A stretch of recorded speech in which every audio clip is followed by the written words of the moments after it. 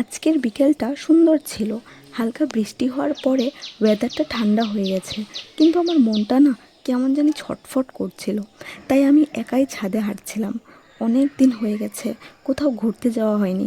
এক্সামের প্রিপারেশনের জন্য আমি আমার জব ছেড়ে দিয়ে লাস্ট 1 ইয়ার ধরে বাড়িতেই আছি।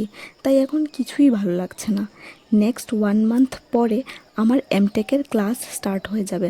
আর এখন জাস্ট এই অপেক্ষায় বসে আছি যে আমার কবে কলেজটা স্টার্ট হবে।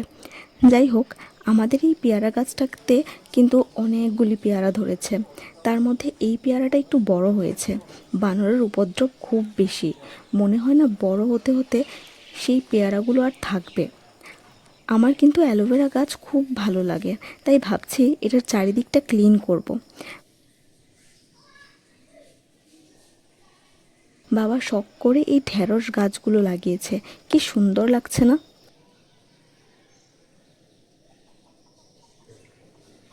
তারপর আমি আমার অ্যালোভেরা গাছটা ক্লিন করা স্টার্ট করলাম। আমার বাবা খুব সুন্দর করে এই কাজগুলো করে, কিন্তু আমি ওই রকমভাবে ক্লিন করতে পারি না এখনও। যাই হোক, তো আমি যেইটুকু পারলাম সেইটুকুই করলাম।